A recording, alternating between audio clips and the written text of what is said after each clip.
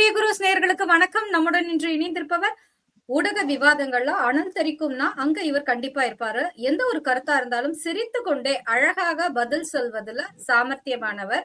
எதிரிகளை தன்னுடைய வார்த்தை ஜாலத்தாலேயே திணறடிப்பவர், தரவுகளை முன்வைப்பவர், இப்படின்னு நிறைய சொல்லிக்கொண்டே போகலாம். அவர் திரு ரவி டிடிஎஸ் அவர்கள். அவர்களை வரவேற்பதில் பெருமிதம் அடைகிறோம். சார் வணக்கம் சார். உங்களை வரவேற்பதில் பெருமிதம். வணக்கம். வணக்கம்.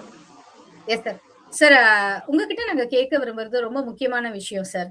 அதாவது ஒரு இடத்துல ஒரு வீக்கரான ஒரு கட்சி வந்து ஒரு ஸ்ட்ராங்கரான கட்சியான திமுகவை இங்க பாருங்க, எங்களுக்கு அங்க தாவேக்கா இருக்காங்க, நாங்க அங்க போறோம், எங்களுக்கு சீட்டு அதிகப்படுத்தி தாங்க, ஆட்சியில பங்கு தாங்கன்னு கேக்குறாங்க. இன்னொரு பக்கம் பாத்தீங்கன்னா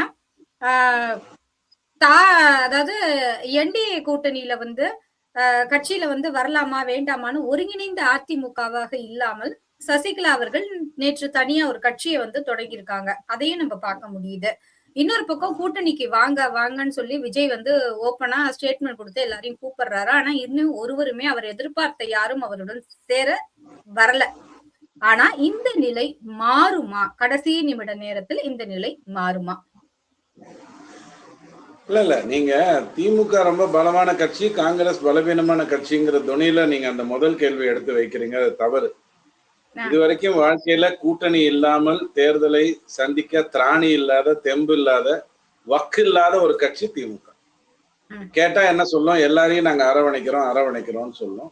அரவணைச்சிட்டு என்ன பண்ணும்? பல்லக்கு தூக்கிகளா இருக்க சொல்லும். பல்லக்கு தூக்கிகளை என்ன அரவணைக்க வேண்டி கிடக்கு? இப்ப நான் வந்து 3 டிரைவர் வச்சிருக்கேன் அப்படின்னு சொல்றதுல என்ன பிரயோஜனம் இருக்கு? 3 பேருக்கு 8 மணி நேரம் கொடுக்க போறேன், அதுக்கான சம்பளம் கொடுக்க போறேன், இவ்வளவுதானே பண்ண போறேன். அவங்கள நான் வேலைக்கு வச்சு பெருசா தியாகம் பண்ணிட்டேன்னா என் கார் ஓடணும்னா அவங்க வேணும் அப்படிங்கிற அடிப்படை தானே. காங்கிரஸை பொறுத்த வரைக்கும் நான் பலமுறை சொல்றேன், இந்தியாவில் 230 தொகுதியில பிஜேபியோட நேருக்கு நேர் சந்தையிடுகின்ற கட்சி இன்றைக்கும் காங்கிரஸ் தான், வேற யாரும் கிடையாது. மமதாவோ அல்லது கெஜ்ரிவாலோ அல்லது யாராக இருந்தாலும் யாருமே கிடையாது. 230 தொகுதியில இவங்க தான். தென்னகத்துல வேணா நீங்க வந்து இவங்களை சொல்லலாம், அதாவது ஆந்திரால வேற நிலையை சொல்லலாம், தெலுங்கானால வேற நிலையை சொல்லலாம். தென்னகத்துல தெலுங்கானால கர்நாடகால ஆட்சி செய்கின்ற கட்சி காங்கிரஸ். இதே ராகுல் காந்தி தான், அதே உளறல் தான், அதே அர்த்தமற்ற சிந்தனை தான், அதே ஹீரோ வர்ஷிப் தான், அதே அப்பாவுக்கு புள்ளதான் அல்லது அம்மாவுக்கு பையன் தான், அக்காவுக்கு தம்பி தான். ஆனா அங்க அவங்க ஆட்சி செய்யறாங்க. ஏன்னா அங்க டிகே சிவகுமார் இருக்காரு, இங்க வந்து ரேவந்த் ரெட்டி இருக்காங்க. கேரளால ஆட்சி செய்வதற்கு நிறைய வாய்ப்புகள் இருக்கு. ஏன்னா கேரளா மாத்தி மாத்தி தான் ஓட்டு போடுற புத்திசாலித்தனமான ஒரு மாநிலம். இந்த சூழ்நிலையில இருக்கிறவங்கள தமிழ்நாட்டுல பாவம் அவங்க ரொம்ப குனிஞ்சு நிக்கிறாங்க, ஏய் கபாலி அப்படின்னா சொல்லுங்க எஜமான்ட்டு வந்து நிக்கிறாங்கிறதுக்காக அவங்கள பலவீனமான கட்சின்னு சொல்றது நியாயம் இல்லை. அவங்க பலவீனமாக்கப்பட்ட கட்சி. இந்த உத்தமபுத்திரன்ல ஒரு சிவாஜியை வந்து குடிக்க வச்சு நம்பியார் ஒரு வேலையை பண்ணிட்டு இருப்பான். அந்த மாதிரியான ஒரு ஒரு நிலைக்கு அவங்க தள்ளப்பட்டாங்க. ஏன்னா மூப்பனாருக்கு பிறகு ஒரு நல்ல தலைவர் அங்க வருவதற்கு வாய்ப்பு இல்லாம போச்சு. சிதம்பரம் மாதிரி ஒருத்தர் தான் தலைவராகவே இருக்காரு, வாழப்பாடி மாதிரி ஒரு தலைவர் இல்லாம போச்சு. இதெல்லாம் அவங்களுடைய பிரச்சனை. இப்ப அவங்க தாவேக்கா பக்கம் போறதுனால அவங்களுக்கு எந்த நஷ்டமும் இல்லை. அவங்கள பொறுத்த வரைக்கும் இங்க இருந்தா 25 சீட்டு கொடுக்க போறாரு, அங்க போனா 40 சீட்டு கேட்கலாங்கிற ஒரு பொசிஷன் வரும். அந்த அந்த சிச்சுவேஷன்ல அவங்க இருக்காங்க. ஸோ தாவேக்கா பக்கம் போகணும் போக மாட்டேங்கிற முடிவை அவங்க ஏதோ ஒரு கட்டத்துல எடுக்க போறாங்க, அவ்வளவுதானே. அது 8ஆம் தேதிக்குள்ள தெரிஞ்சிட போகுது, மார்ச் 8க்குள்ள. ஒரே ஒரு நிமிஷம். அதை வைத்து நீங்க வந்து அவங்கள ஒரு பலவீனமான கட்சியும், கூட்டணி இல்லாமல் தேர்தலை சந்திக்க திராணி இல்லாத திமுகவை பலமான கட்சியும் நீங்க சொல்றீங்க. 5 வருடம் ஒரு நாள் ஆட்சியில இல்லாத ஒரு கட்சி, அதை வந்து பெரிய கூட்டணி அப்படிங்கிற அடிப்படையில சொல்றீங்க. மார்ச் 8ஆம் தேதி எல்லாமே தெரிஞ்சிடும். கண்டிப்பா எல்லாருமே ஒரு 2 சீட்டு 3 சீட்டு அதிகமா கேட்டுதான் வருவாங்க. 140க்கு கீழே திமுக நிற்க வேண்டிய நிர்பந்தம் வந்தால் 2006ல எப்படி 130ல நின்று 92 என்னவோ ஜெயிச்சு மைனாரிட்டி ஆட்சி அமைச்சதோ, அன்னைக்கு காங்கிரஸும் பாமகவும் வேற வழி இல்லாம அதை ஒத்துக்கிட்டு இருந்தாங்க. இன்னைக்கு அப்படி இருக்க போறது இல்லை. அந்த மாதிரி ஒரு சூழ்நிலை திமுகவுக்கு வரும். 140 சீட்டுக்கு கம்மியாக இருந்தால் அதுதான் நடக்கும். ஆனா இந்த பக்கம் அதிமுக என்ன பண்ணும், 160 சீட்ல நின்றுட்டு மீதி இருக்கக்கூடிய 74 சீட்டை என்டிஏல நீங்க எப்படி வேணாலும் பிரிச்சுக்கோங்க அப்படிங்கிற அடிப்படையில விட்டுரும். இதுதான் மார்ச் 8ஆம் தேதி உங்களுக்கு தெரிய போற ஒரு முக்கியமான ஒரு விஷயம். அடுத்தது என்ன கேட்டீங்க, தாவேக்கால வாங்க வாங்கன்னு அவர் கூப்பிடவே இல்லை.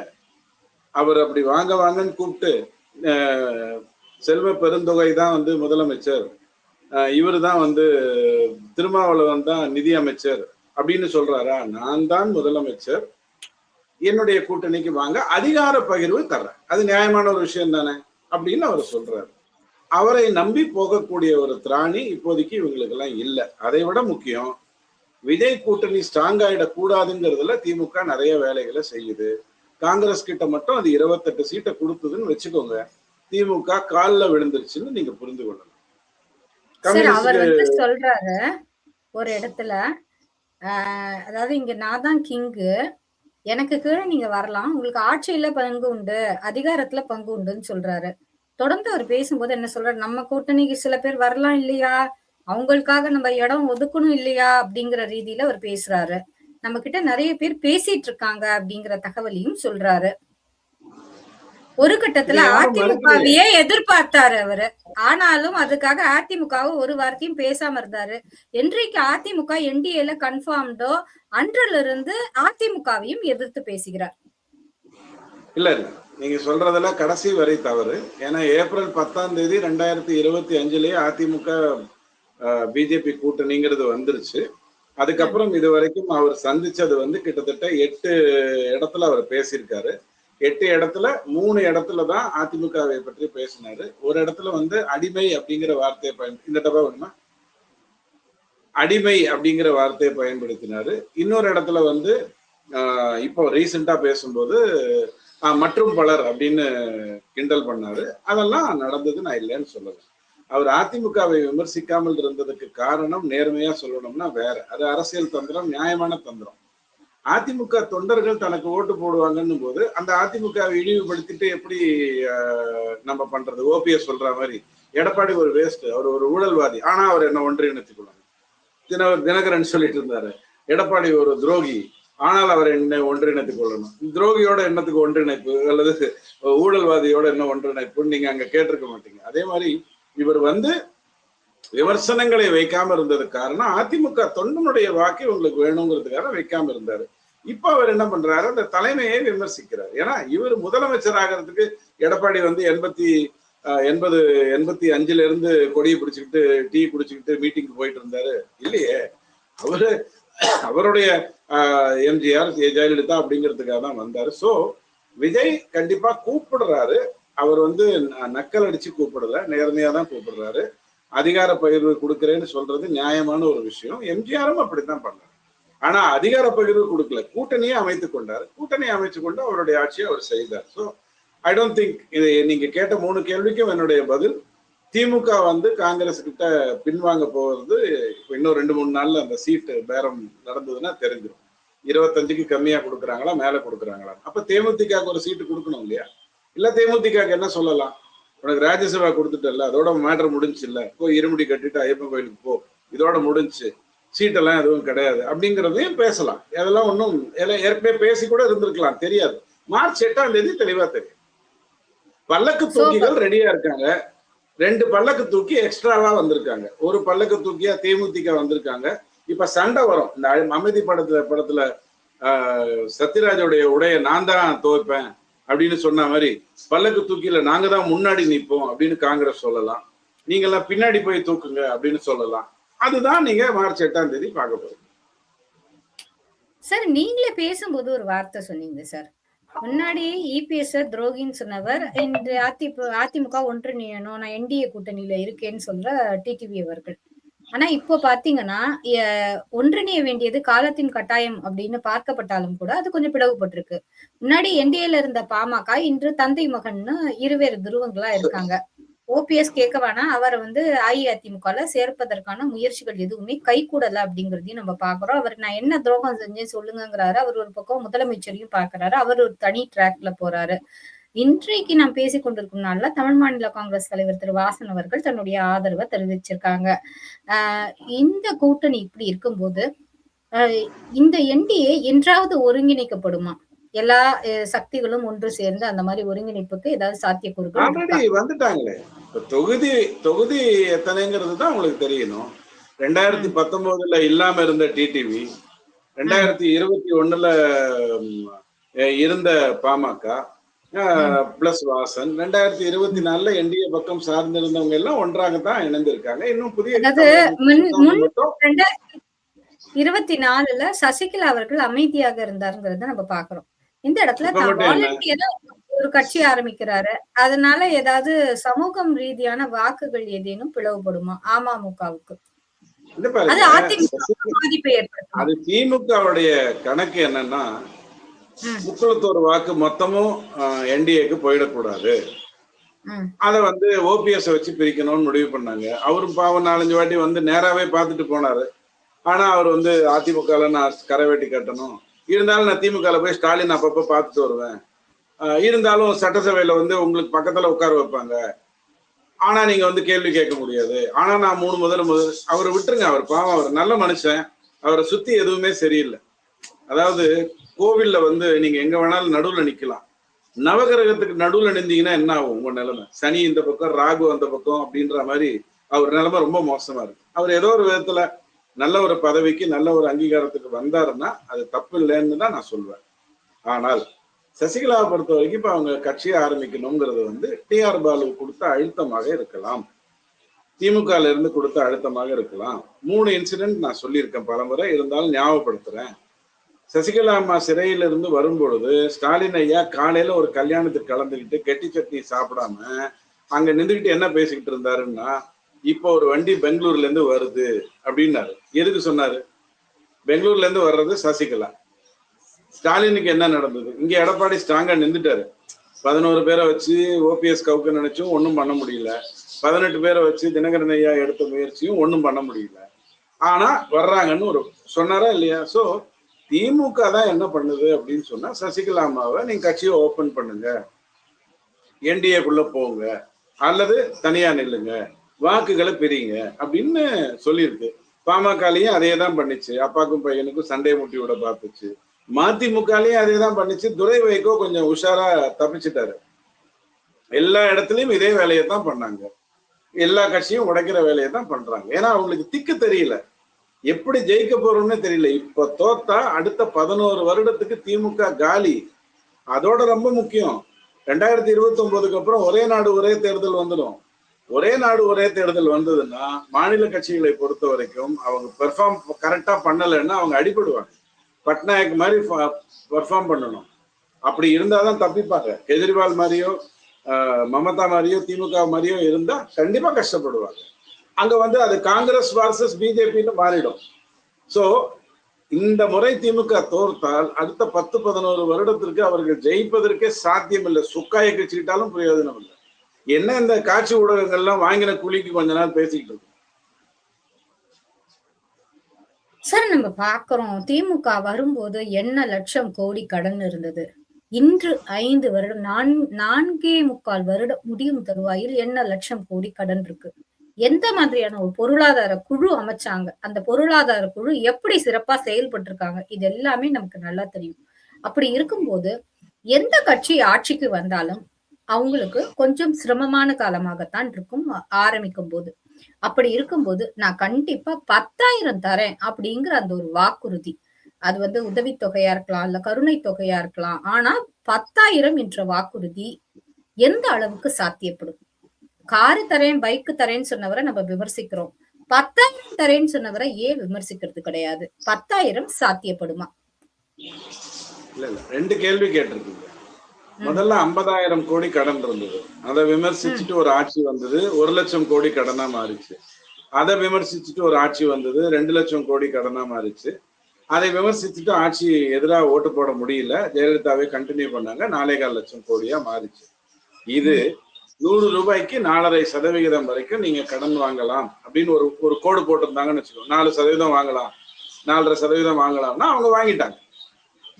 இப்ப என்ன ஆச்சுன்னா, ஜிஎஸ்டி விஷயத்திலையும் மற்ற விஷயத்திலையும் மத்திய அரசு ரொம்ப அழகான ஒரு சிஸ்டம் மெயின்டைன் பண்றதுனால என்டையரா அதை வந்து ஒரு ஒரு ஃபென்டாஸ்டிக் சிஸ்டமா கொண்டு வந்துட்டதுனால ஜிஎஸ்டியில வரிகளை குறைத்தும், அதாவது 2017க்கு முன்னாடி ஒரு பொருளுக்கு 10 ரூபாய் வரி இருந்ததுன்னா 2017க்கு அப்புறம் அது 9 ரூபாய் ஆச்சு, 7 ரூபாய் ஆச்சு, 5 ரூபாய் ஆச்சு, 3 ரூபாய் ஆயிடுச்சு.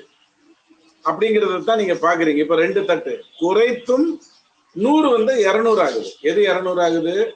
ஒரு 2 லட்சம் கோடிக்கு இவங்க பட்ஜெட் போட்டுட்டு இருந்தாங்கன்னா இப்ப 4 லட்சம் கோடிக்கு பட்ஜெட் போடுறாங்க. அப்போ 100 200 ஆனதுனால என்னாச்சுன்னா இந்த 4.5% கடன் வாங்கலாம்னு இருக்கு இல்லையா, இவங்களால 9 லட்சம் வரைக்கும் கடன் வாங்க முடிஞ்சிருச்சு. அதுக்கு தான் இவங்க பொருளாதார நிபுணரை போட்டு அந்த பேங்க்ல இருந்து கடன் வாங்கி கொடுக்கணும்னா அதுக்கு கமிஷன் கொடுப்பாங்க. பேங்க்ல இருந்து கடன் வாங்கி கொடுக்கணும்னா அதுக்கு ரகுராம் ராஜ் அந்த மாதிரி நம்ம முக்கியமான அந்த கமிஷன் எல்லாம் கரெக்டா டீல் பண்ணக்கூடியவங்களை பொருளாதார நிபுணரை வைத்து அந்த வங்கி கிட்ட இருந்து கமிஷன் அவங்க வாங்கிட்டு தமிழ்நாட்டை பத்தி பெருமையா சொல்லி அவங்க வந்து கடன் வாங்க வசதி பண்ணாங்க. இல்லைன்னா அந்த கடன் கிடைச்சிருக்காரு. 100 200 இருந்திருந்தாலும் 4.5% நீங்க கடன் வாங்கலாங்கிற வசதி இருந்திருந்தாலும் இந்த 5 லட்சம் கோடி கடன் வாங்குவதற்கு அந்தந்த வங்கியில பேசி வாங்க வேண்டியதை ஒழுங்கா வாங்கி இந்த 5 பொருளாதார நிபுணர்கள் அற்புதமாக வேலை செய்து இந்த கடனை வாங்க வைத்திருக்கிறார்.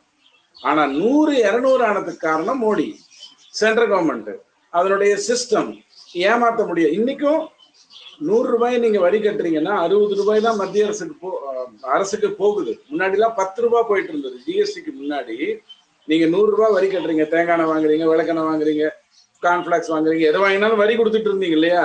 100க்கு 10 ரூபாய் தான் கணக்குல போயிட்டு இருந்தது. ஜிஎஸ்டி வந்ததுக்கு அப்புறம் இன்னைக்கு அது 60% வரைக்கும் கணக்குல வருது. அதுக்கே இவ்வளவு பிரம்மாண்டம். இன்னும் 80-90% கடன் வசூலிக்கக்கூடிய நிலைமைக்கு நம்ம உயர்ந்து விட்டோம்னு சொன்னால் அதுக்கு 2-3 விஷயம் நான் ரொம்ப வருஷமா பேசிட்டு இருக்கேன். மோடிக்கு தெரியாதது ஒண்ணு இல்லை, அவர் பார்த்துக்கிட்டோம். அப்போ அந்த மாதிரி ஒரு சிச்சுவேஷன் வந்தால் இலவச பேருந்து, இலவச அலைபேசி, இலவச அலைவரிசை, அதாவது உங்களுடைய அந்த என்ன சொல்றது இன்டர்நெட்டு, அந்த மாதிரி அத்தியாவசியங்கள்லாம் உங்களுக்கு இலவசமாக மாறும்.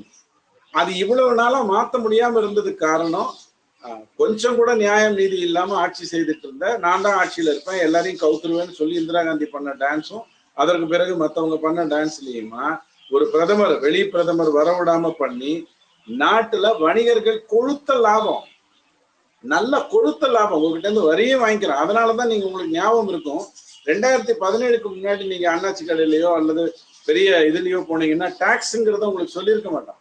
மால்ல மட்டும்தான் சொல்லுவான்.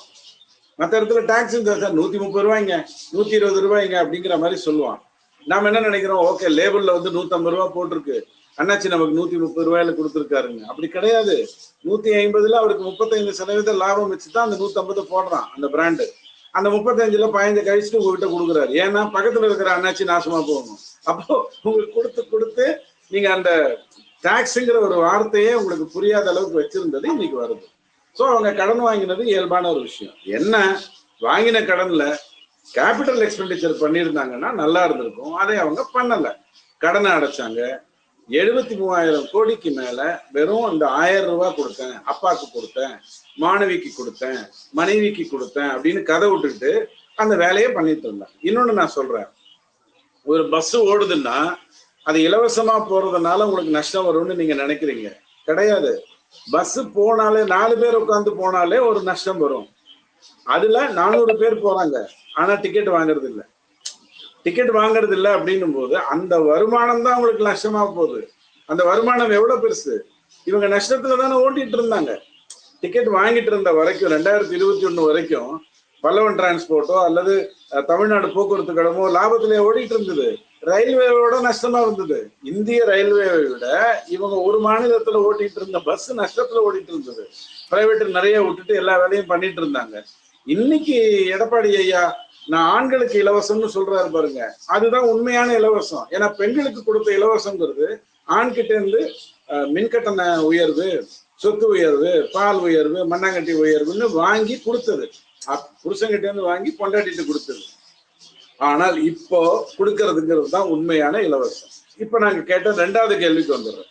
10,000 ரூபாய் கொடுக்குறேங்கிறாரு. நாளைக்கு விஜய் வந்து 1 லட்சம் ரூபாய் கொடுக்க போறேன், ஆனா 5 பைசாவா கொடுப்பேன், இப்படி எதை வேணாலும் சொல்லட்டும். என்ன இப்போ உங்களுடைய டோட்டல் இந்த மாதிரியான எக்ஸ்பெண்டிச்சர் இருக்கு இல்லையா, நலத்திட்டங்களுக்கான எக்ஸ்பெண்டிச்சர் இருக்கு இல்லையா, இன்னைக்கு 73,000 கோடி கடந்த 5 வருடத்துல இந்த 1000 ரூபாய் கதையில மட்டுமே போயிருக்கு. 1000 தான் பெண்களுக்கு மட்டும் இல்ல, மாணவிக்கு, அப்புறம் பஸ் கிஸ் எல்லா கதையும் சேர்த்து 74,000 கோடி ரேஞ்சில் போயிருக்கு.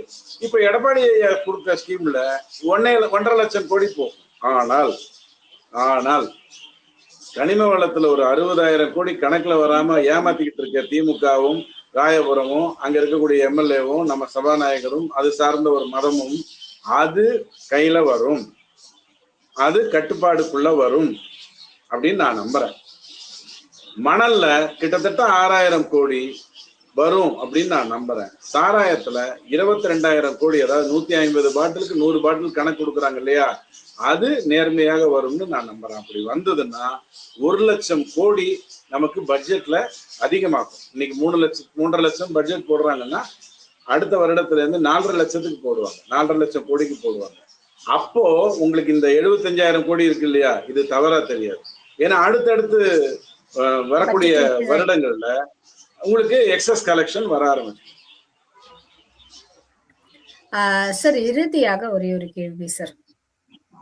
தேர்தல் தேதி அறிவிக்கும் நேரத்தில் இல்லைன்னா நெருங்கும் நேரத்தில் முன் அமைச்சர் திரு நேரு அவர்கள் வழக்கு அவர் மேல பதிவு செய்யப்படுமா, இல்லைன்னா அவர் அது குறித்து கைது செய்யப்படுவாரா? எந்த மாதிரியான ஒரு நிகழ்வு நடக்கும் கே.என். நேரு அவர்களினுடைய அந்த வழக்குல?